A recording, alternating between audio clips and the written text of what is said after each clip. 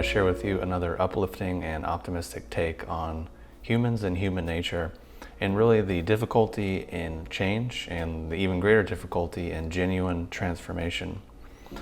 Now, basically, my view, my opinion, my experience is that the vast majority of the time, we as humans are basically just a walking, living, breathing embodiment of confirmation bias, meaning we see current and future events within the context and the contrast of past events, meaning we're just basically looking for confirmation for what we already believe and for what we have already experienced.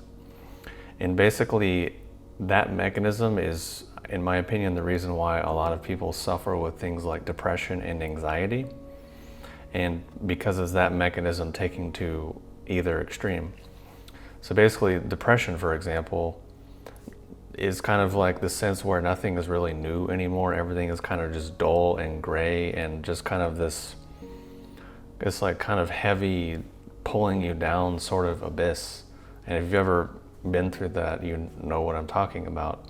And basically, one of the major reasons for that is because we're no longer actually living in this world and experiencing things really as they are. We're just living in our past experience and our mind's interpretation and reassessment of those events.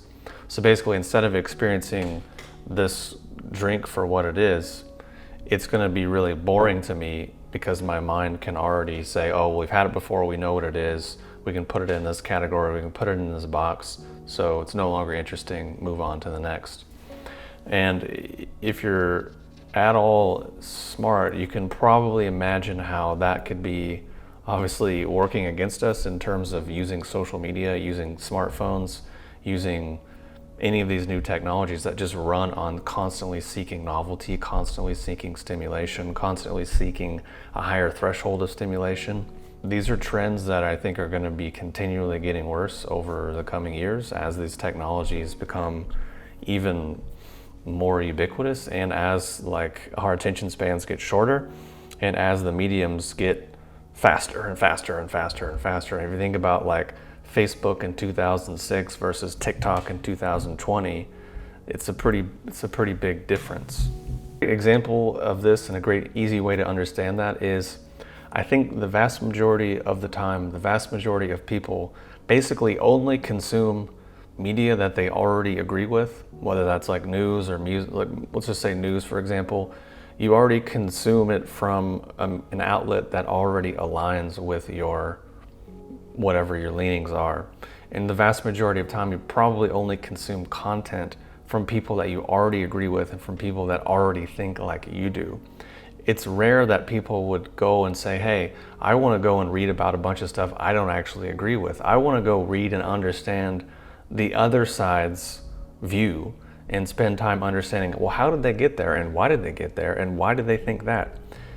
The vast majority of people are not doing that. The vast majority of us are only consuming media that we like and agree with from people that we like and agree with. And we like things that validate and support the positive aspects of ourselves that we like to see, and we reject and avoid things that remind us of the negative aspects of ourselves that we don't want to look at or we don't want to be reminded of. It's just kind of how we're wired and how we function. And even something as simple as foods and different things that we like and things that we try, basically it's a similar thing where it's like we only do what we like and we already know, and we kind of just stay in those lanes. And the vast majority of people that's their life. Meaning there's these experiences and these memories and these preferences that form very early on in life, and then life after that is just a series of building on, I gotta go backwards because the camera's backwards, but building on those layers until the end of life is a pretty clear trajectory or a pretty clear path on how you got from here to there, and it's just kind of a pretty obvious continuation of those things. Now, of course, to me, this makes perfect sense. I can look at my own life and see those things. I can look at my own habitual robotic nature and see that as very easily true, but for some reason, a lot of people have a lot of difficulty with this.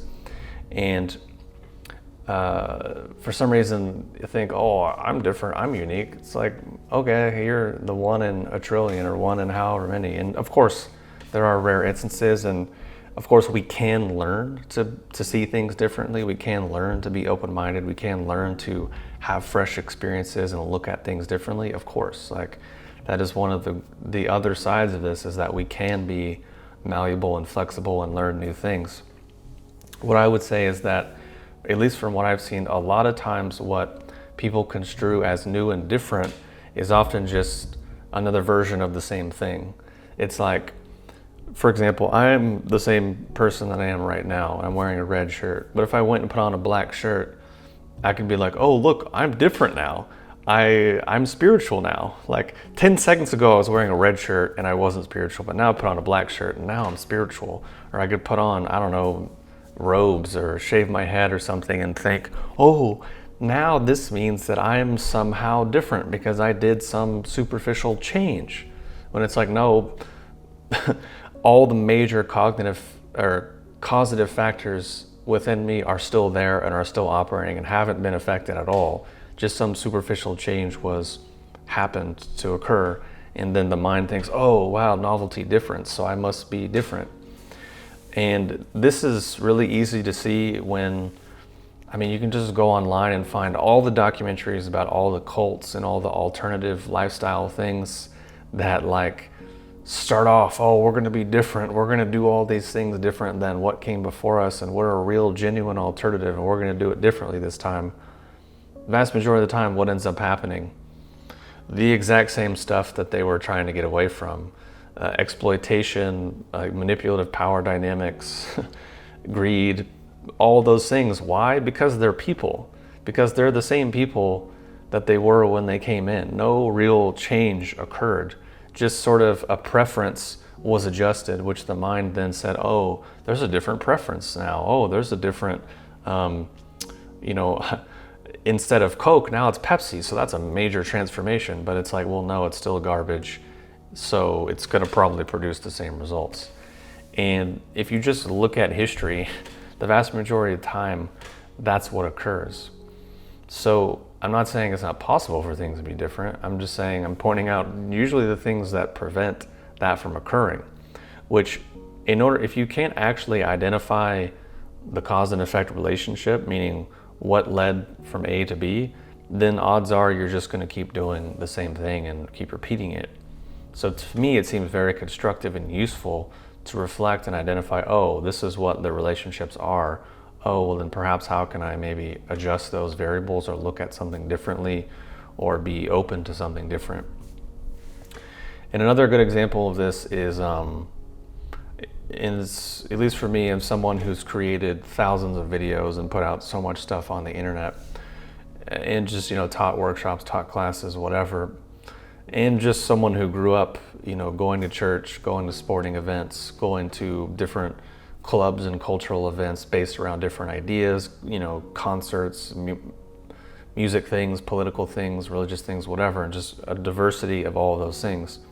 And what I realized is that basically, for me, for example, if I put forth an idea or say a concept, basically everyone who had the life experience that's to support that idea, i.e. they probably already agree with that, will probably already agree with what I'm saying.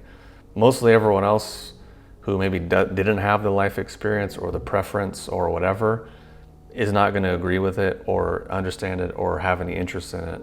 And it doesn't really matter what I say or do. Those things are kind of really predetermined to a large degree. It's very rare for someone to comfortable and willing to be open to some kind of something new, because usually what is required is that admitting, oh, well, what I think or felt previously was maybe incomplete or incorrect or completely wrong. And that's not the comfortable position really for anyone, because our identity likes the solidity, likes the familiarity, likes the preference and the bias of everything that we already know, so it just wants to stay there. So it's really kind of tricky waters, which is why so many self-help things fail, so many personal development things fail, so many spiritual things and whatever fail because of these mechanisms, because it's just how we're wired. And if you maybe can understand those dynamics and address them head on and maybe adapt to them, then perhaps there's a hope. But if you just bury your head in the sand and get behind vague slogans and vague ideas, then I don't think there's a snowball's chance in hell the vast majority of the time. So some people might call that cynical or whatever, but it's just kind of looking at how things play out the vast majority of the time. So another example is like getting good at something. For example, whether it's playing, like for my own personal experience, playing guitar or doing any internal arts or different whatever, or just trying to be more intelligent on any subject, right? Basically, most people would approach that is like, oh, I gotta get it right. I gotta do the right thing. I gotta find the right X, Y, and Z. And that's what I did early on. And then I realized that actually wasn't the right attitude. I actually had to look at what I was doing wrong and where I was incorrect to then make adjustments and make corrections so then I could actually improve. So it's like getting good at something is actually getting good at sucking at the thing and realizing that you're not good at it and realizing that these are all the ways in which you need to improve, and then looking at how can I improve them and finding the right way to improve those things, which is not necessarily always the attitude that I see a lot of people take, at least with internal arts, like if it's yoga or meditation or Tai Chi or anything. What I see a lot is people hear the words, they see the things, and they think, oh, I'm doing a move, so now I'm doing the thing. And it's like, well, no. You literally just 2 minutes ago were doing whatever you were doing. Now you think you're doing this ultra high-minded, complicated, intricate art that was probably put forth by some of the most intelligent and developed human beings that have ever been on the planet. You just pulled it off in 3 minutes. I don't know if that's necessarily correct or the right attitude, but for some reason, for those activities, if I'm critical, people are like, oh, you're mean, you're judgmental, you're an asshole. And it's like, well, if I came on and said I'm a concert pianist and people were like, oh, cool, what can you play? And I was like, oh, I can't. Then people were like, well, then I don't see how you are that thing. If I'm like, well, look, I can bang on the keys. I'm as good as Franz Liszt. I'm as good as Beethoven. I'm as good as like Dvorak and Chopin and all these other people. Look, people like, hopefully people would be like, you're delusional, dude. Like, that's not the same thing. But for some reason in these other categories, everyone's like, oh, don't have an opinion. Don't say anything critical. No, that's mean. It's like, if I'm like, okay, I'm a billionaire, people are like, well, then why do you live in an apartment? Like, oh, do you have $1 billion in cash? No. Oh, well, then or do you have $1 billion in assets or holdings? No. Oh, well, then you're probably not a billionaire, because that's what that thing means. So anyways, going off on tangents, just trying to illustrate the point from a few different angles. So hopefully that's been helpful and useful. But of course, it's not relevant to me. It's not relevant to anyone at all watching this video, because let's face it, at this point, it's just me and my camera. Like, no one's making it to the end anyways. So anyways, see ya.